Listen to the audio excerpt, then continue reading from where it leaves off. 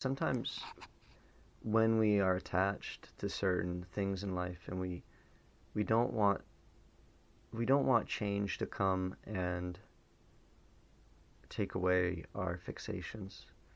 It's like in life we often find ourselves like we we we desire change and the freshness that comes with that change, but we also want to have that change without letting go of our fixations and our attachments.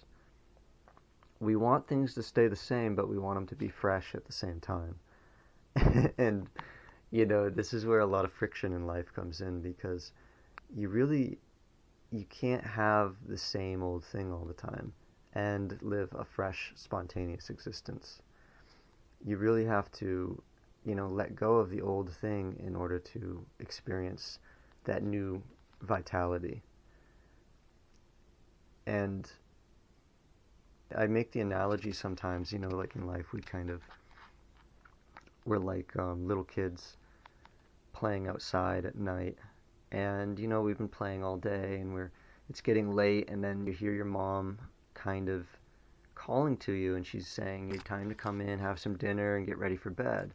Time to come in, time to come out, time to come inside." And we want to keep playing outside. We want to keep, catch a couple more fireflies, or build something else in the sandbox, or play tag for a little bit longer.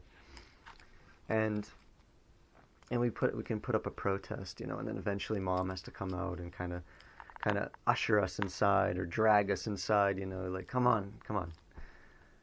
And even though we kind of put up this fight, when we are inside, when it's warm and it's cozy, and we realize how nice it is to actually kind of just be tucked in and rest, and have some food and just get tucked in and cozy up for the night. And then we're like, oh man, and then it's like you wonder, like, what was I fighting against? This is so nice and so healing as well. And a lot of the time, this change that we fear to allow in our lives it's really just kind of this force that's like saying, hey, you've been playing for a while out in the world, now it's time to come inside. And what is it to come inside in this way? Is really to look inside your own being, to feel what's going on inside of yourself, and to kind of take your eyes away from the things of the world and put them into your own inner stillness, your own inner space. And you realize that there's so much space in that all the things that maybe you fear to lose, or things that you're kind of fixating on, you realize that all those things, they get put into their proper place just by you turning your attention inward. And you realize that you don't have to fixate on the vibrant, joyful things of life in order for them to regrow themselves at a later time.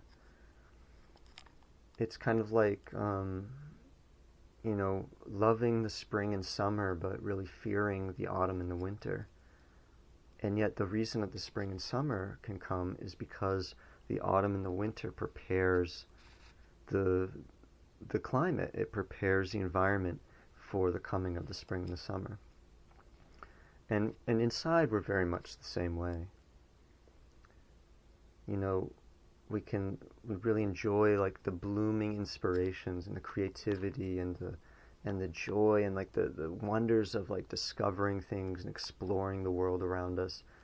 And yet when it's time to come away from that, you come inside, you come into a sort of maybe a hibernation, you let your roots rest, you let go of the things that grew and the things that were blooming. You let go of those things, and maybe there is a bit of a wilting process. Maybe there's a bit of like you've harvested the fruits, now you got to let the plants go, And there can be a fear about that, because sometimes those things that grow in our lives, these inspirations and these maybe projects or relationships or places where we have an affinity, like we grew up in a place or we've moved to a nice place. Sometimes these things have to change, and we fear that loss. But it's really nothing is really ever lost. Just like the way of nature, everything is really it's reassimilated back into the kind of like the soil of being, into that underlying presence, that underlying stillness. And in that calm, there's so much room. It's like you enter into that empty space and you realize that it's not really empty at all. It's actually full of this vibrant potential.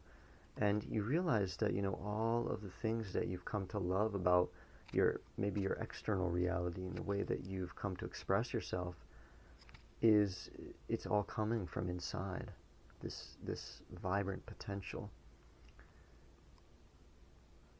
And, just resting in this, it begins to balance out your whole system, and it puts everything in the proper order. And then when it's time for the spring and summer of your own inspirations, and time for you to take your energy that you've built in that quiet place, it's time for you to take that energy and express it in the outside world and share it with the world. It comes out so much more cleanly and more purely.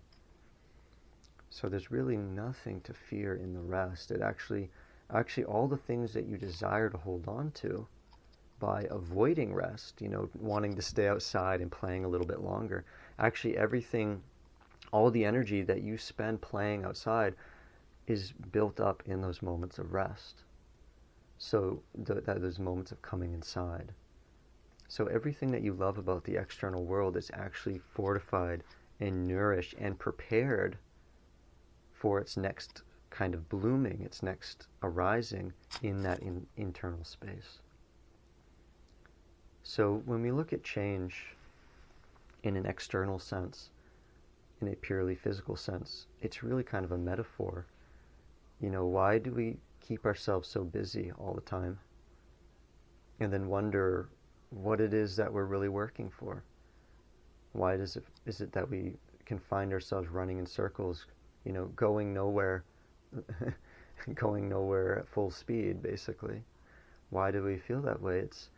We're always trying to distract ourselves because we're attached to the activity of life, and we misinterpret the rest and the internal quietude as a sort of a threat. It's like something that's coming to take away our expression. It's coming to take away our vibrancy, even to the point where it's like it's coming to take me away. It's trying to swallow me up in the darkness, and it's a complete misconception. It's actually your mother tucking you into bed at night, having made a nice homemade meal for you, and tucking you in at night so that you'll have energy for the day to come. It's nothing more scary than that.